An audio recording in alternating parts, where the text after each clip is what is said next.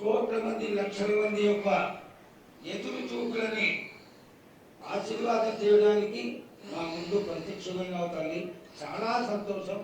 ఈ సంతోష సమయంలో నువ్వు నీ యొక్క ఆశీర్వాద గుణాన్ని తెలియజేయాల్సిందిగా కోరుకుంటున్నాను.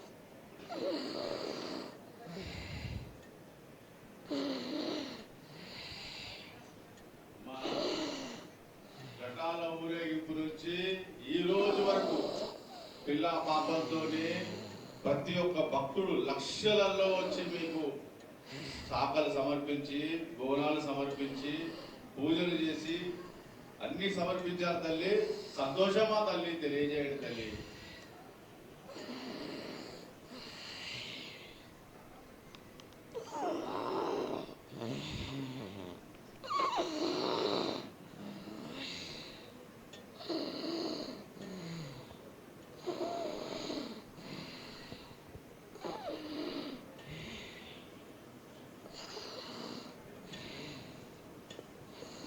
అమ్మా తల్లి, ఆనందంగా వచ్చావు తల్లి.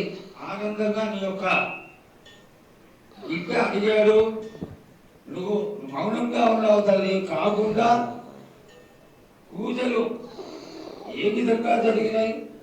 ఇది వరకు 2 రోజులు చేసుకునేదానివి, ఇప్పుడు 16 రోజులు చేసుకుంటున్నావు. పసికిల బాలాజీ అందరూ ఎలా ఉండాలని అడిగారు తల్లి. దానికి దయచేసి సమాధానం చెప్పు తల్లి.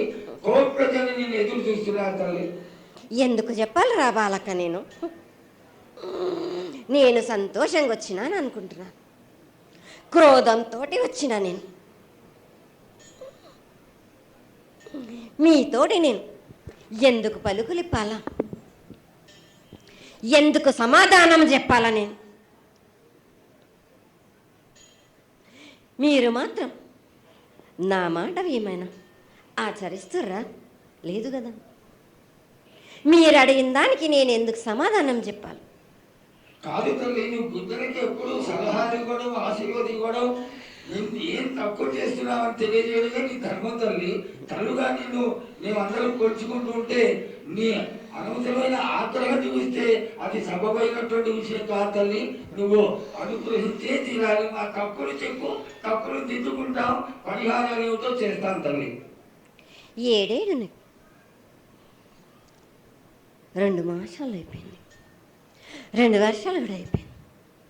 నా విగ్రహ ప్రతిష్ట చేస్తానని మాట తీసుకుంటున్నారు కానీ మీరు మాత్రం చెయ్యట్లేరు. మీరు కానీ నా ఆగ్రహానికి మీరు గురి అవుతున్నారు. ఇప్పుడు మాత్రం నేను మీ మాట ప్రకారమే 7 ఏళ్ళు నేను సంతోషంగా ఆనందంగా సరిపెట్టుకుంటున్నాను. నా బాల బచ్చలందరినీ నేను ఏ ఆపద వచ్చినా నేను కాపాడుతున్నా. నేను